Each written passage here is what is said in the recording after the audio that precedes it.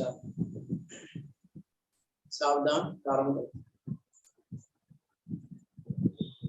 ओम नमः सिद्धेभ्यः। नमो हरिहन्ताणं, नमो सिद्धाणं, नमो आयर्याणं, नमो वज्रायाणं, नमो लोहे शब्दसाहुणम्। मंगलम भगवान वीरो, मंगलम गौतमो गणे, मंगलम कुंद कुंदारियो, जैन धर्मोस्तु मंगलम।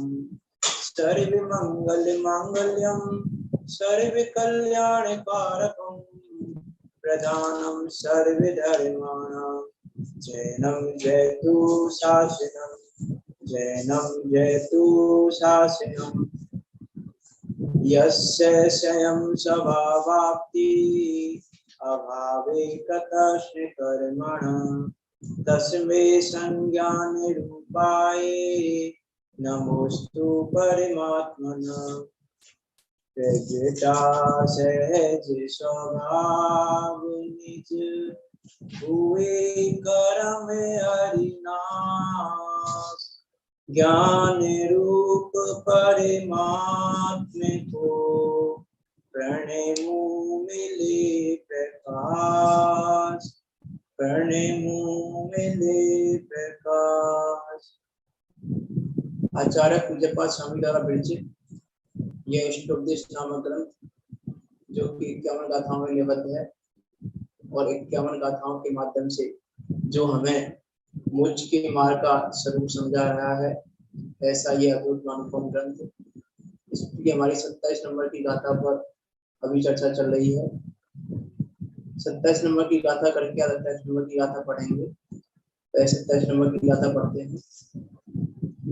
एको हम निर्ममा शुद्धो, ज्ञानी योगेन्द्र गोचर, बाह्या संयोग जा भावा, मत्तः सर्वेपि सर्वथा। मैं एक निर्मम शुद्ध ज्ञानी और योगेंद्रों द्वारा जानने योग्य हूँ। संयोग जन्य ये समस्त जो देह व रागादिक भाव हैं, अर्थात द्रव्य कर्म, भाव कर्म, नो कर्म, वे सभी मुझसे सर्वथा भिन्न हैं। इस प्रकार की बात यहाँ आचार्य पूज्यपाद स्वामी के 27 नंबर की गाथा में कह रहे हैं। 27 नंबर की गाथा किस प्रश्न के आंसर में कही है आचार्य पूज्यपाद स्वामी ने?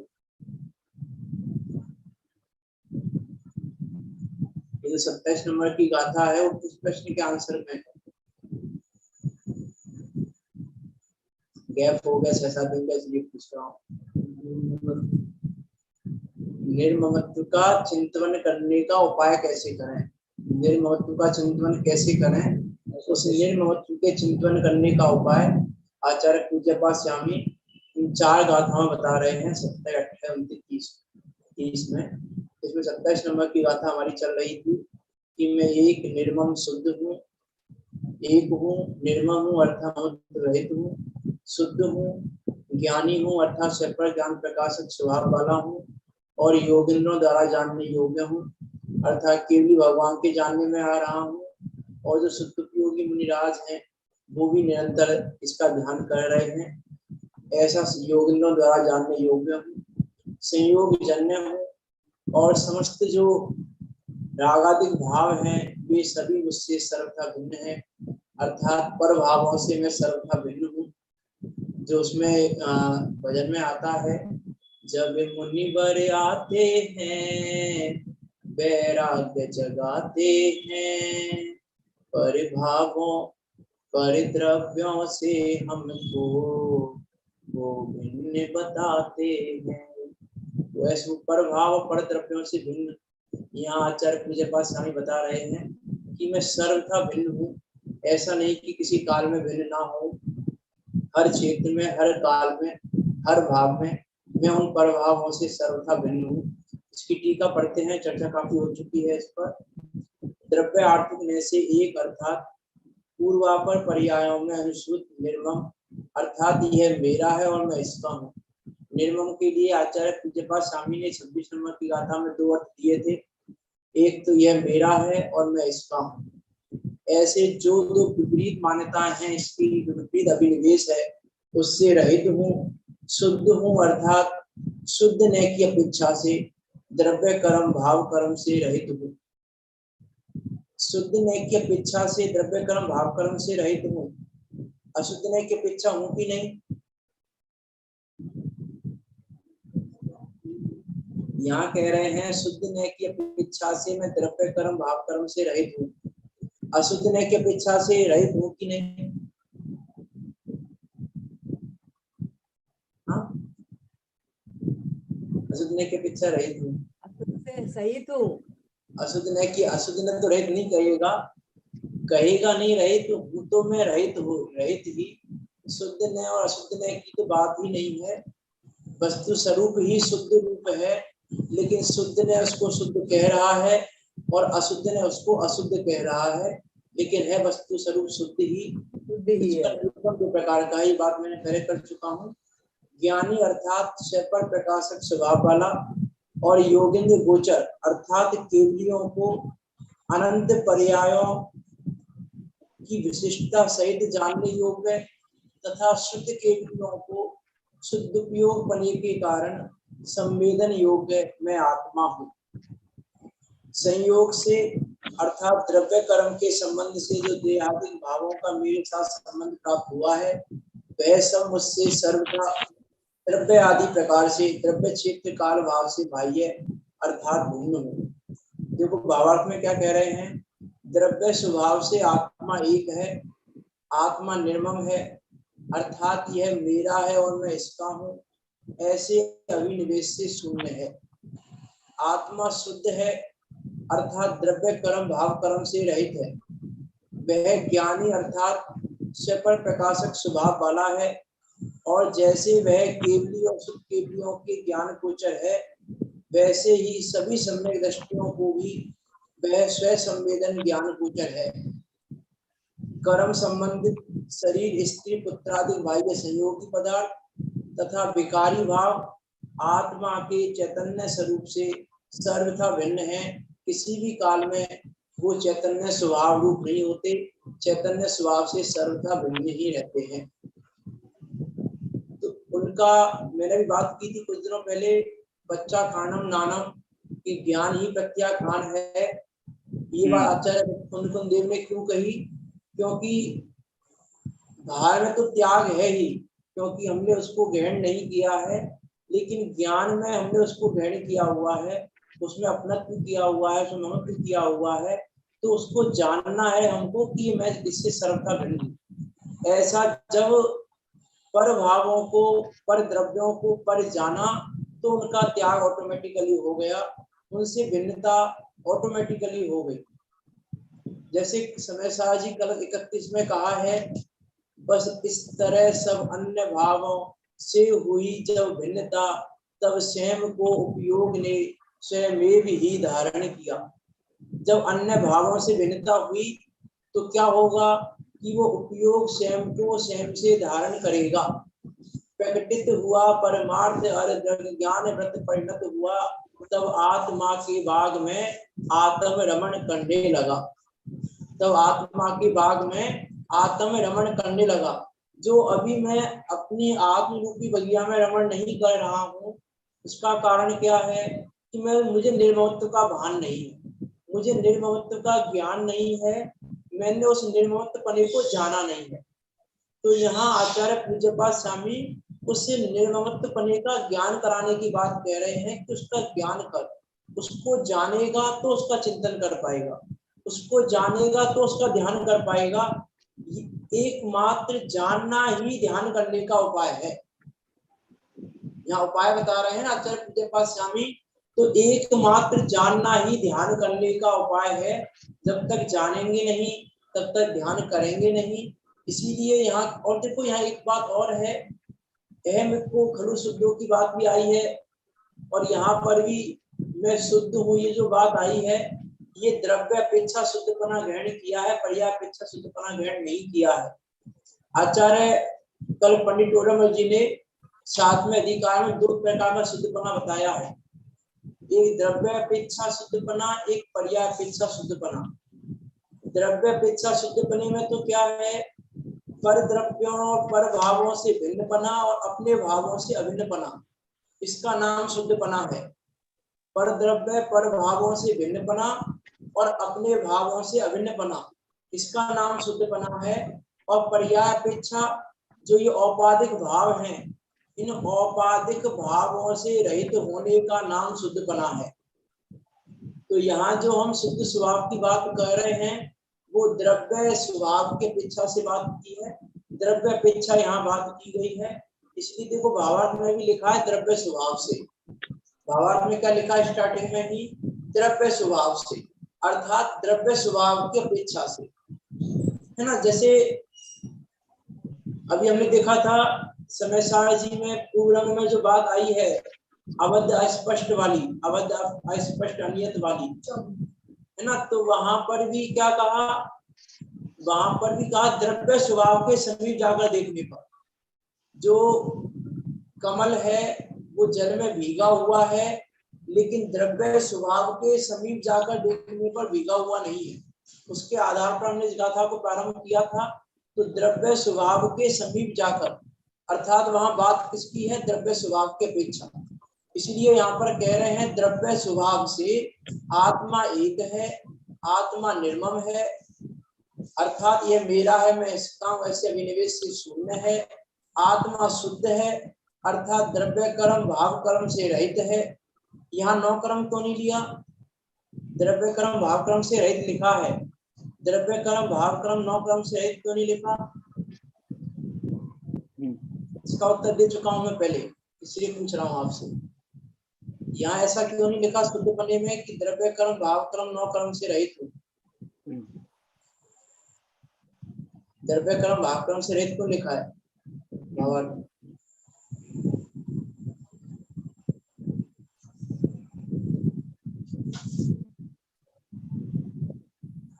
अच्छा, नौ कर्म किसे कहते हैं? शरीर और शरीर से संबंधियों को, नौ कर्म किसे शरीर कहते हैं? और शरीर के संबंधियों को नौ कर्म कहते हैं। हाँ, जो संयोग है हमारे, यदि हम शॉर्ट में कहें तो जो संयोग है उनको हम नौ कर्म कहते हैं। अब बताइए आप आंसर, क्यों नहीं कहा यहाँ पर नौ कर्म से रहित? संयोग जन्य भाव ही नहीं है मेरे में। नहीं, वो तो नहीं है, वो तो बात ठीक है यहाँ, लेकिन शुद्ध बने में द्रव्य कर्म भाव कर्म से रहित है ऐसा लिखा है, यहाँ द्रव्य कर्म भाव कर्म नौ कर्म से रहित है ऐसा क्यों नहीं लिखा? ज्ञान स्वभाव की बात है, ज्ञान स्वभाव में नौ कर्म है ही नहीं। इसका उत्तर मैं दे चुका हूँ, इसलिए पूछ रहा हूँ आपसे। अच्छा, ख्याल में नहीं आ रहा। मैंने अभी नौ कर्म की परिभाषा इसलिए पूछी, देखो पहली लाइन में शुद्ध शब्द लिखा है और दूसरी लाइन में संयोगों की बात अलग से की है। मैं संयोगों से सर्व, संयोगी भावों से और संयोगों से सर्वथा भिन्न हूँ। तो नौ कर्म की चर्चा यहाँ आचार्य देव ने अलग से ली है, अलग लाइन में ली है, इसीलिए यहाँ शुद्ध में द्रव्य कर्म भाव कर्म की बात कर ली, क्योंकि नौ कर्म से भिन्न हूँ, नौ कर्म से रहित हूँ, ये बात अगली लाइन में आचार्य देव कर ही रहे हैं। मैं संयोगों से और संयोगी भावों से भिन्न हूँ, तो ये बात वो अगली लाइन में कर ही रहे हैं, इसीलिए यहाँ शुद्ध में उन्होंने द्रव्य कर्म भाव कर्म से रहित बना लिया है। आत्मा शुद्ध है, अर्थात द्रव्य कर्म भाव कर्म से रहित है, वह ज्ञानी अर्थात स्वपर प्रकाशक स्वभाव वाला है, और जैसे वह केवली और शुद्ध केवलियों के ज्ञान गोचर है, जैसे वो योगेंद्रों के ज्ञान गोचर है, वैसे ही मेरे भी ज्ञान गोचर है कि नहीं है? मेरे भी वो ज्ञान गोचर है स्व संवेदन रूप से, क्योंकि स्व संवेदन प्रति समय हो रहा है, ऊपर पढ़ के आए हैं हम पहले ही। वैसे ही सभी समय दृष्टियों को भी वह स्व संवेदन ज्ञान गोचर है। देखो यहाँ नौ कर्मों की बात कर दी, कर्म संबंधित शरीर स्त्री पुत्रादिक बाह्य संयोगी पदार्थ तथा विकारी भाव आत्मा के चैतन्य स्वरूप से सर्वथा भिन्न है। इस प्रकार से यहाँ उस शुद्ध स्वभाव की बात आचार्य पूज्य पाद स्वामी ने की, जो आत्मा का लक्षण है, जो उस चैतन्य पने का लक्षण है। परमानंद स्त्रोत में भी चैतन्य का लक्षण आया है, निर्विकारम निराबाधम सर्व संग विवर्जितम, कि मैं निर्विकारपना है, विकारों से रहित हूँ, अर्थात विकारी भावों से रहित हूँ, बाधाओं से रहित हूँ, और सर्व संग विवर्जितम अर्थात सभी प्रकार के संयोगों से, सभी प्रकार के परिग्रहों से शून्य हूँ। परमानंद संपन्नम शुद्ध चैतन्य लक्षणम, ऐसा शुद्ध चैतन्य का लक्षण है। उसी शुद्ध चैतन्य का लक्षण यहाँ आचार्य पूज्यपाद स्वामी बता रहे हैं। अब देखो यहाँ एक प्रश्न आता है कि इन संयोगों से भिन्न बता क्यों रहे हो हमको? संयोग हमसे भिन्न है ही, तो उनको भिन्न बताने की आवश्यकता क्या है, और इन संयोगों का क्या फल है? जो संयोग हमको मिल रहे हैं, ये शरीर मिला है, शरीर के आश्रित जितने भी रिश्ते मिले हैं, शरीर के आश्रित जितने भी संयोग मिले हैं, वो संयोग हमको मिले क्यों हैं? उन संयोगों का क्या फल है?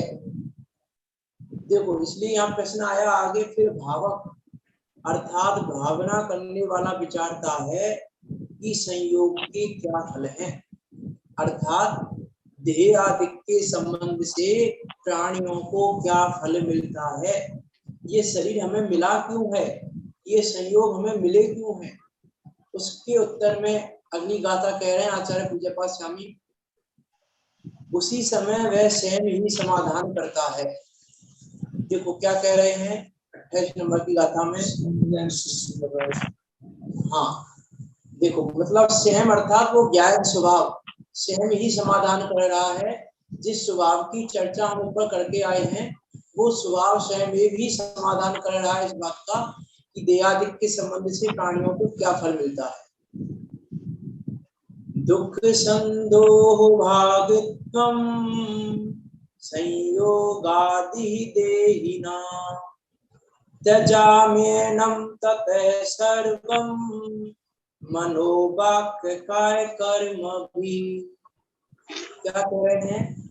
दुख संदोह भागत्वम संयोगादि देहिनाम, देहिनाम अर्थात देहधारी, जो देह को धारण करने वाले हैं संसारी जीव, वो देही नाम इन संयोगी देह रखने वाले प्राणियों को संयोग ही, संयोग आदि ही अर्थात यह संयोग कैसे हैं? दुख संदोह भागित्वम अर्थात दुख के संयोगों में भागीदार बनाने के लिए हैं, अर्थात इन देह आदि के संयोग से अनंत दुख भोगना पड़ता है। इसीलिए तजामी एनम सर्वः, मैं तजता हूँ उन समस्त को, किन समस्तों को? उन समस्त संयोगों को, तथा इसीलिए मैं उन समस्त संयोगों को तजता हूँ। और कैसे तजता हूँ? मनो वाक काय कर्म भी, मनो अर्थात मन, वाक अर्थात वचन, काय अर्थात काय, अर्थात मन वचन काय की क्रिया से मैं तजता हूँ। अर्थात यहाँ पर जो संयोग मुझसे भिन्न हैं, उन संयोगों को त्यागने का उपदेश, उन संयोगों को छोड़ने का उपदेश यहाँ आचार्य पूज्यपाद स्वामी हमको दे रहे हैं कि दुख संदोह भागित्वम, कि दुख समूह भोगना पड़ता है। अर्थात यह शरीर और संयोगी पदार्थ तो हमको दुख देने के लिए है। ये शरीर क्यों मिला है हमको? दुख को भोगने के लिए, क्योंकि बिना शरीर के दुख को कैसे भोगेंगे? बिना शरीर के दुख भोगने में नहीं आएगा। तो जितना भी दुख है, जिसको भी दुख है, वो शरीर के कारण है। जितना भी दुख आपको लग रहा है, वो सारा की सारा कुछ किसके कारण है? शरीर के कारण। इसलिए यहाँ लिखा दुख संदोह भागित्वम, दुख समूह भोगना पड़ता है। इसके कारण, इन संयोगों के कारण, अर्थात इन संयोगों के कारण मैं दुखी हो रहा हूँ। इन संयोगों के कारण कुछ प्रश्न आए आपके मन में तो पूछ लेना, है ना। मैंने इसलिए बोल दिया है आपको, मैं प्रश्न पूछूंगा फिर लास्ट कि दुख संदोह भागित्वम, दुख समूह भोगना पड़ता है किसके कारण? इस देह आदि के संबंध से। इस देह आदि के कारण हमको दुख भोगना पड़ता है। यदि आज हमें किसी को दुख देना है तो कैसे दे सकते हैं हम दुख? कि किसी को आज भोजन नहीं मिलेगा आपको, आपको आज सोने को नहीं मिलेगा, आपको आज पीने को नहीं मिलेगा। अर्थात जितनी भी क्रियाएं हम सोच सकते हैं दुखी करने के लिए, वो सारी बातें शरीर आश्रित होंगी। इसका अर्थ है कि दुख भोगने के लिए हमको शरीर चाहिए। ऐसा भी जिनागम में आता है कि ये शरीर मिलता ही दुख भोगने के लिए है। यदि शरीर ना हो तो दुखी ना हो ये जीव। और ये जो संयोग में मिले हुए हैं वो दुखी करने के लिए है। हाँ, इतना जरूर है कि कुछ संयोगों में इस जीव को दुख नहीं लगता। यहाँ तो कह रहे हैं कि सभी संयोगों से इस जीव को दुख भोगना पड़ता है। लेकिन क्या सभी संयोग दुख के ही कारण है, सुख के कारण नहीं है? बताइए, क्या सभी संयोग दुख के ही कारण है? दुख के कारण, हाँ, दुख के ही कारण है। अच्छे संयोग भी, अच्छे भी और भगवान का समागम, जिनेन्द्र देव का समागम दुख का कारण है कि सुख का कारण है? हाँ, निर्विकल्पता में, निर्विकल्प होने में दुख का ही कारण है। हाँ, निर्विकल्प होने में दुख की आकुलता के कारण है ये, चाहे भगवान के हो चाहे शास्त्राध्याय कुछ भी हो।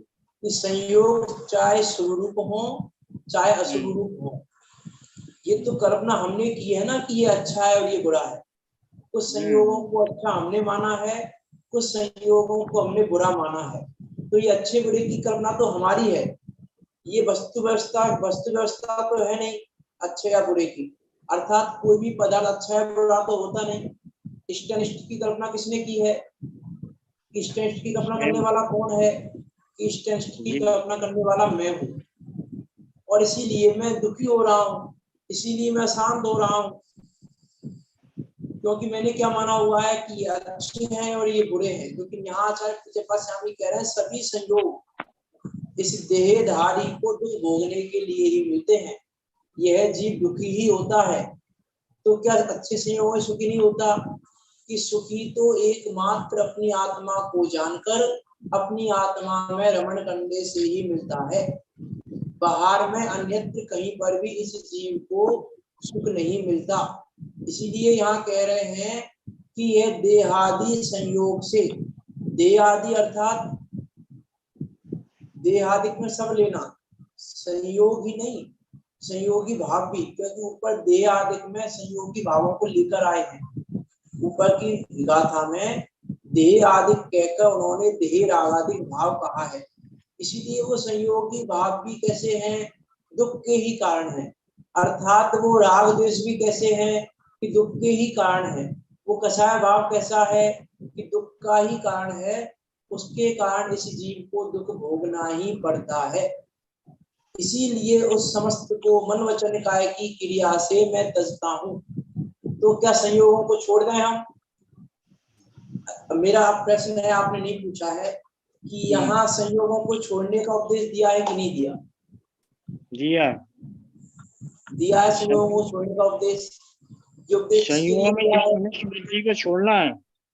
ये उपदेश किसके लिए है? श्रावकों के लिए, हमारे लिए, आपके लिए है। तो शरीर को कैसे छोड़ेंगे हम?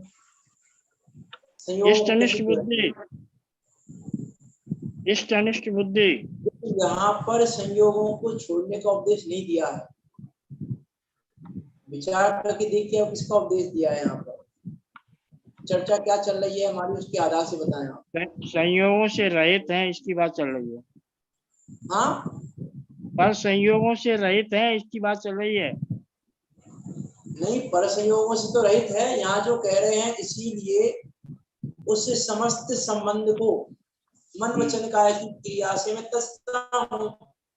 तो इस शरीर को कैसे तजा जाए? इस शरीर को कैसे तज सकते हैं हम संयोग को? तो संयोग को छोड़ने का उपदेश दिया है कि कुछ और उपदेश दिया है यहाँ पर? योग को छोड़ना नहीं। अच्छा, काय के द्वारा छोड़ेंगे। 28 नंबर की गाथा किस प्रश्न का उत्तर है? क्या बोल रहे? मूल में प्रश्न क्या था? 28 नंबर की गाथा के लिए मूल प्रश्न क्या है? ये संयोग, ये शरीर आज दुख के ही कारण है। उसमें मूल प्रश्न क्या है? किस प्रश्न का उत्तर है ये 28 नंबर की गाथा?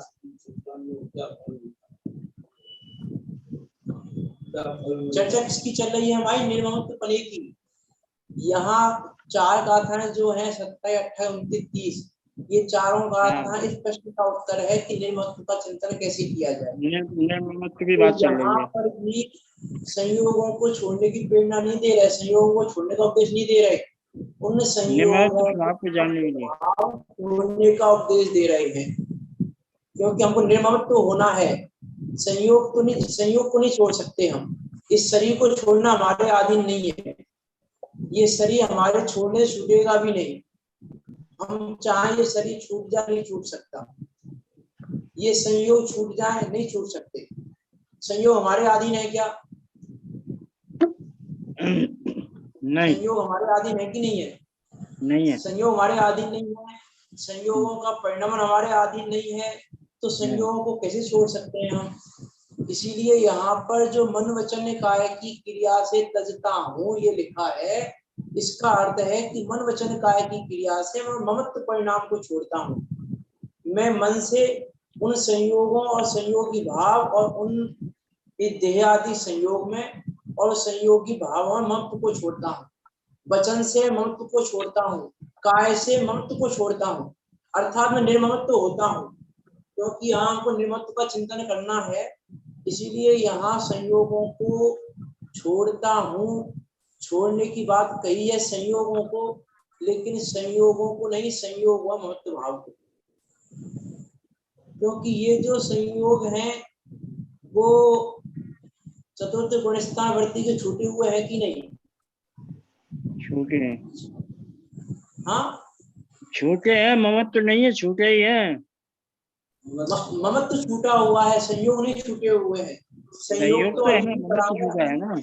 उनमें 1000 रानियां भी हैं, शरीर भी है, सारे भोग हैं, सारे संयोग हैं, लेकिन ममत्व छूटा हुआ है, इसलिए छूटा हुआ कहा जाता है।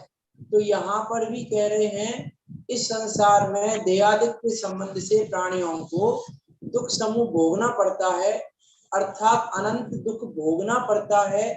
इसीलिए उस समस्त को मन वचन काय की क्रिया से मैं तजता हूँ। ये शरीर दुख का कारण है, ये संयोगादि दुख के कारण है, ये संयोगी भाव दुख के कारण है, इसीलिए मैं ममत्व भाव को छोड़ता हूँ। ये बात सही है कि गलत है? ये लाइन जो मैंने बोली है, जब मैं निर्मम स्वभावी हूँ तो लाइन बोलता हूँ एक बार।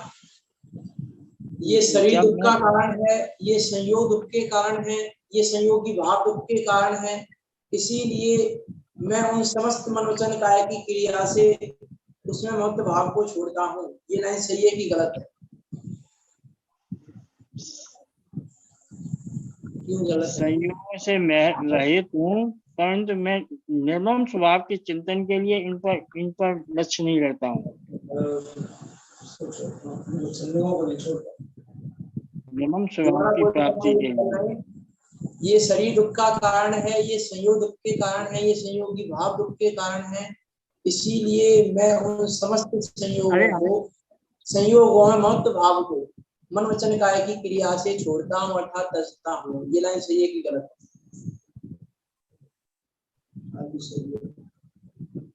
निर्मम स्वभाव की सही है कि गलत है? ये लाइन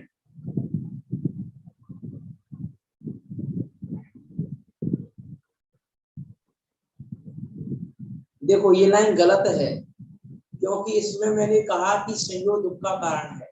संयोग दुख के कारण होते हैं क्या? शरीर दुख का कारण है क्या? नहीं। तो मैंने भी शरीर दुख का कारण है। संयोगी भाव दुख के कारण है क्या? संयोगी भाव दुख के कारण है क्या? नहीं है? नहीं, संयोग तो दुख के कारण नहीं, पर उसमें ममत्व जो भाव होता है वो दुख का कारण होता है। हाँ, संयोग तो कोई दुख का कारण नहीं होता है, परंतु जो अपना अज्ञान भाव से ममत्व होता है वो दुख का कारण होता है। उन संयोगों को, संयोगी भावों को अपना मानना वो दुख का कारण है। एकत्व, ममत्व, कर्तृत्व, भोक्तृत्व करना वो दुख का कारण है। तो यहाँ पर ममत्व को छोड़ने की और उस एकत्व ममत्व, कर्तत्व और भोक्तत्व चारों को छोड़ने की बात की है कि उनमें एकत्व, तुम्हारे एकत्व के कारण वो तुम दुखी हो। यहाँ पे जो कहा ना, देहादि के संबंध से प्राणियों को दुख समूह भोगना पड़ता है, तो क्या देहादि के संबंध से भोगना पड़ता है कि नहीं? देहादि के संबंध से भोगना नहीं पड़ता। देहादिक में एकत्व की मान्यता, देहादिक में ममत्व की मान्यता, देहादिक में कर्तत्व की मान्यता, देहादिक में भोक्तृत्व की मान्यता, इन चार मान्यताओं के कारण यह जीव दुख भोगता है ना। तो इस संसार में देहादि, तो फिर ये देहादि क्या है? देहादि दुखी हूं कि नहीं मैं फिर?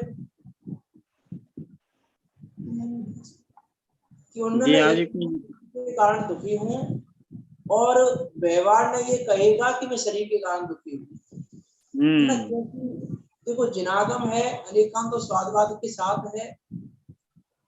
एक न कहेगा कि मैं दुखी हूँ शरीर के कारण, चरणानुयोग भी कह देगा कि संयोगों के कारण दुखी हूँ। यदि हम अनुयोगों की अपेक्षा बात करें, न की अपेक्षा बात ना भी करें, तो अनुयोगों की अपेक्षा भी चरणानुयोग कहेगा कि संयोगों के कारण दुखी है, लेकिन द्रव्यानुयोग कहेगा कि संयोगों के कारण दुखी नहीं है। कि दुखी किसके कारण है? संयोगों के कारण दुखी नहीं हूं मैं। लेकिन द्रव्यानुयोग क्या कहेगा? द्रव्यानुयोग क्या कहेगा? द्रव्यानुयोग कहेगा कि संयोगी भाव ही तेरे में नहीं है, तो संयोगी भावों से ही भिन्न है। तो संयोगी भावों से ही भिन्न है, तो फिर वो दुख के कारण तो संभव ही नहीं है द्रव्यानुयोग की अपेक्षा। चरणानुयोग कहेगा, कर्णानुयोग भी कह देगा, कर्णानुयोग भी कहेगा कि कर्म के उदय में तुम्हें ये मिले हैं संयोग, और ये संयोग दुख के कारण है, तुम्हारे उदय के अनुसार है दुख के कारण। तो कर्णानुयोग भी दुख का कारण कहेगा, चरणानुयोग भी दुख का कारण कहेगा, लेकिन द्रव्यानुयोग उनको दुख का कारण नहीं कहेगा। और यहाँ मुख्य रूप से बात द्रव्यानुयोग की चल रही है, इसीलिए यहाँ पर दुख समूह भोगना पड़ता है। यह कथन तो कर्णानुयोग की अपेक्षा है, और इसमें द्रव्यानुयोग की अपेक्षा बात है, तो अनंत दुख भोगना पड़ता है, क्योंकि यह जीव उसमें ममत्व करता है। इसीलिए इनसे निर्ममत्व होने की आवश्यकता है।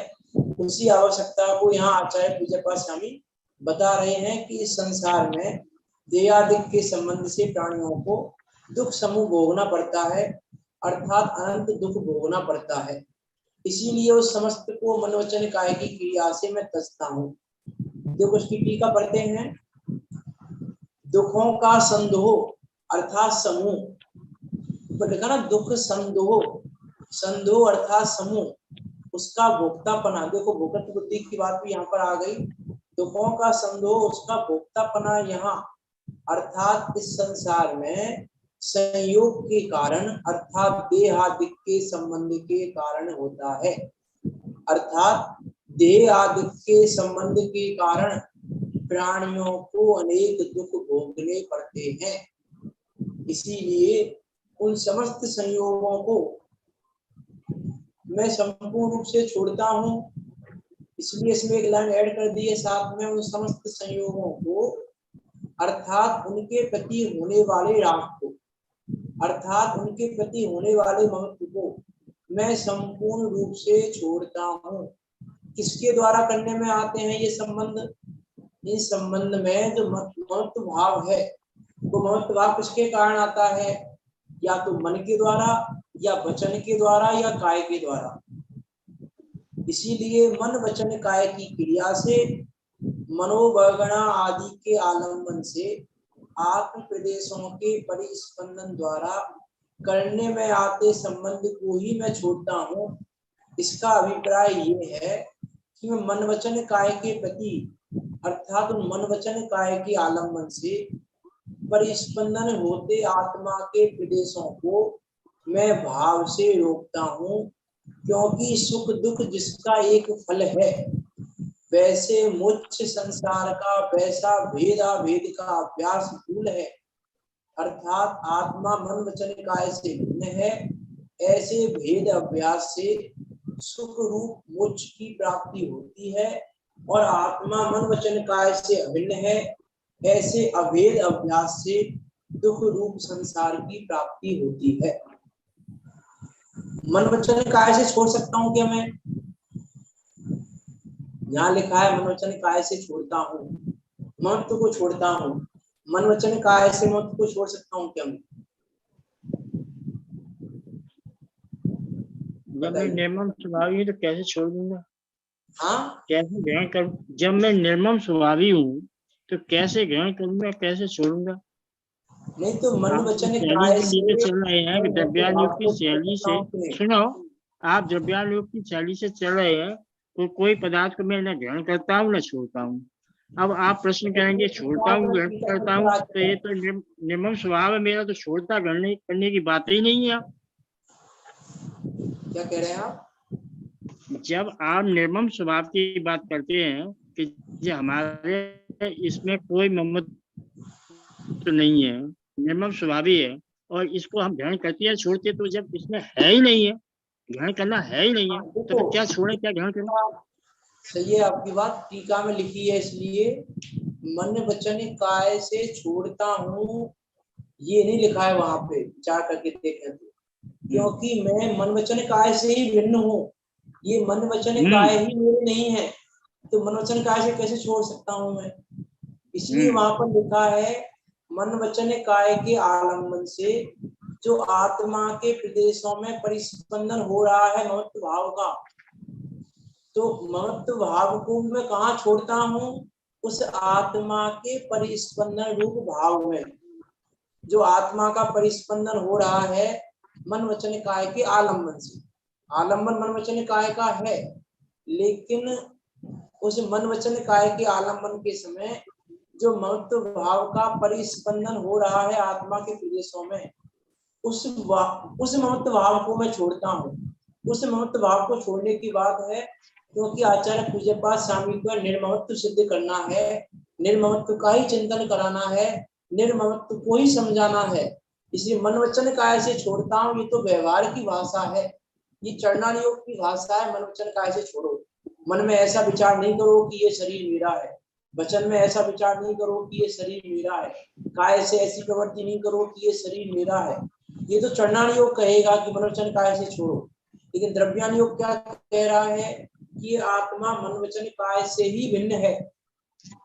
इसलिए नीचे क्या लिखा कि यदि मैं अपने को मन वचन काय से अभिन्न मानूं, कि मन वचन काय से छोड़ता हूं, यदि मैं ऐसा मानूं कि मन वचन काय से छोड़ता हूं, तो मेरा ये अभ्यास संसार की प्राप्ति का कारण है। टीका में लिखा लास्ट में, मोक्ष संसार का वैसा भेद अभेद का अभ्यास मूल है, अर्थात आत्मा मन वचन काय से भिन्न है। ऐसे भेद अभ्यास से सुख रूप मोक्ष की प्राप्ति होती है, और आत्मा मन वचन काय से अभिन्न है, ऐसे अभेद अभ्यास से दुख रूप संसार की प्राप्ति होती है। तो यदि मैं मन वचन काय से छोड़ना चाहता हूँ, तो मेरा अभ्यास कैसा है? मन वचन काय से अभेद बने रूप है, यदि मन वचन काय से छोड़ना चाह रहा हूँ। इसलिए विचार करना, उत्तम आर्जव में जब मन वचन काय का बात आती है, मन वचन काय की एक रूपता होनी चाहिए। वो कितनी व्यवहार की बात है, कितनी बाहर की बात है, क्योंकि आत्मा के धर्म मन वचन काय की बात ही नहीं है। इसलिए यहाँ पे क्या कह रहे हैं, अभेद अभ्यास से तो दुख रूप संसार की प्राप्ति होगी, और भेद अभ्यास से, भेद अभ्यास में किसका अभ्यास होगा? निर्ममत्व का, कि मन वचन काय से भी भिन्न हूँ, मन वचन काय भी मेरे नहीं है, मैं मन वचन काय का नहीं हूँ। ऐसे भेद अभ्यास से सुख रूप मोक्ष की प्राप्ति होती है, और आत्मा मन वचन काय से अभिन्न है। ऐसे अभेद अभ्यास से दुख रूप संसार की प्राप्ति होती है। तथा समाधि तंत्र श्लोक 62 में कहा है, स्वबुद्ध्या, जब तक शरीर वाणी और मन, देखो, और समाधि तंत्र किसका लिखा हुआ है? समाधि तंत्र ग्रंथ किसका है? आचार्य पूज्यपाद स्वामी का ही है, स्टार्टिंग में बताया था हमने। आचार्य पूज्यपाद स्वामी देखो क्या कह रहे हैं समाधि तंत्र में भी, जब तक शरीर वाणी और मन यह तीनों को ये मेरे हैं ऐसी आत्म बुद्धि से जीव ग्रहण करता है, वहां तक संसार है। और जब उनसे भेद बुद्धि का, अर्थात आत्मा शरीर आदि से भिन्न है, शरीर वाणी और मन से भिन्न है, ऐसी भेद बुद्धि का अभ्यास करता है तब मुक्ति होती है। अर्थात वो अभ्यास मुक्ति का कारण है जिस अभ्यास में ये मन वचन काय भी मुझे मेरे ना लगते हैं, कि मन वचन काय भी मेरे नहीं है, मन वचन काय से भी मैं निर्ममत्व हूँ। ये मन वचन काय भी मेरे नहीं है। ये कब होगा? जब लक्ष्य स्वयं पे होगा, जब पर से लक्ष्य हटेगा, स्वयं पर लक्ष्य होगा तो निर्ममत्व का परिणाम आएगा। और वो निर्ममत्व का अभ्यास ही मुक्ति का कारण है। उस निर्ममत्व के अभ्यास की यहाँ बात कह रहे हैं।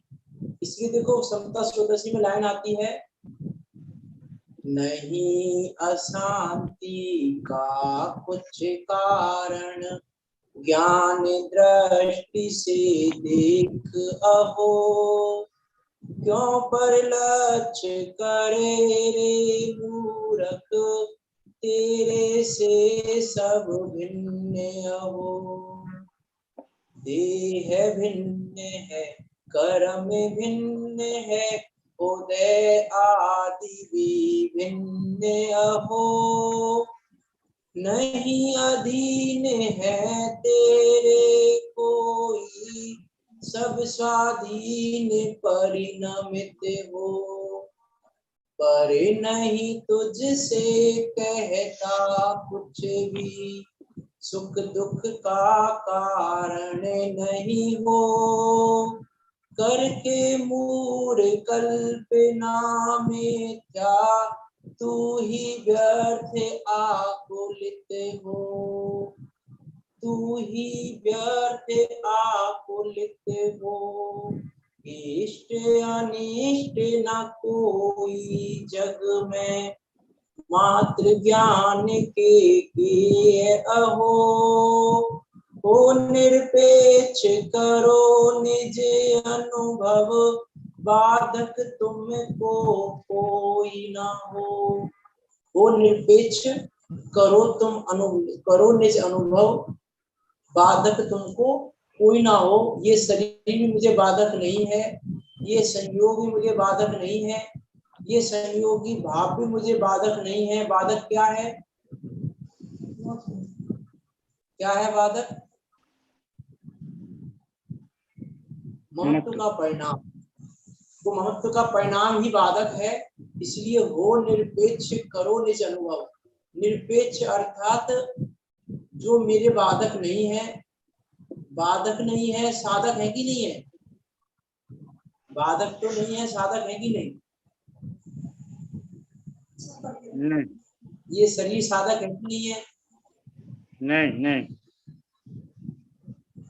शरीर साधक नहीं है। तो नहीं है, ना साधक है ना बाधक है। अपने ज्ञान स्वभाव के लिए साधक है ना बाधक है, कुछ भी नहीं। अपने ज्ञान स्वभाव में, निर्ममत्व स्वभाव में न साधक है न बाधक है।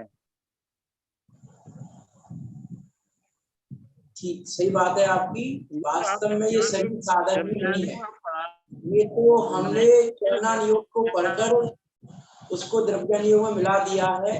प्रश्न पूछेंगे ना कि शरीर को, उनको शरीर साधक है, धर्म करने के लिए शरीर चाहिए, लेकिन ना तो शरीर है ही नहीं हमारा प्रयोजन है। क्योंकि यदि उनका ऐसा प्रयोजन हो तो फिर उनकी शरीर में भोकर्त बुद्धि हो जाएगी। जब शरीर ही हमारा नहीं तो क्या साधक होगा? क्या बाधक होगा? क्या? जब शरीर ही नहीं हमारा है तो क्या साधक होगा, क्या बाधक होगा? शरीर ही हमारा नहीं है तो फिर उसकी साधक बाधक की आवश्यकता ही नहीं है। क्योंकि वस्तु स्वभाव धर्मो, धर्म तो वस्तु का स्वभाव है, वस्तु के अवलंबन से प्रकट होता है। उसमें साधक भी वस्तु का अवलंबन है और बाधक भी वस्तु का अवलंबन ना लेना है। बाहर की तो चर्चा ही नहीं है साधक या बाधक में। साधक की बात करेंगे तो वस्तु का अवलंबन साधक है, और बाधक की बात करेंगे तो वस्तु का अवलंबन ना लेना, तो वस्तु स्वभाव को ना जानना ही एकमात्र उसका बाधक है। तो उसी बात को यहाँ पर कह रहे हैं कि जब तक शरीर वाणी और मन तीनों को ये मेरे हैं ऐसी आत्मबुद्धि से जीव ग्रहण करता है, वहां तक संसार है। और जब उनसे भेद बुद्धि का अर्थात आत्मा शरीर आदि से भिन्न है ऐसी भेद बुद्धि का अभ्यास करता है तब मुक्ति होती है। इसीलिए हम भी उस निर्ममत्व स्वभाव को जाने, उस निर्ममत्व स्वभाव को जानकर उस निर्ममत्व स्वभाव की भावना भाएं और निर्ममत्व स्वभाव का ही चिंतन करें, और निर्ममत्व स्वभाव का चिंतन करके हम भी उस निर्मुक्त दशा को प्राप्त करें जो अनंत सिद्धों ने प्राप्त की है, और हम भी निकट काल में सिद्धों के बीच जाकर विराजमान हो। इसी मंगल भावना के साथ अभी की बात को यहाँ विराम देते हैं। जिनवाणी कोई शंका हो आपकी तो पूछ सकते हैं। निज निधि निज में बताई यह आनंद उपकार है, जिन वाणी मातु वंदना सत्यवान वंदना सत्यवान।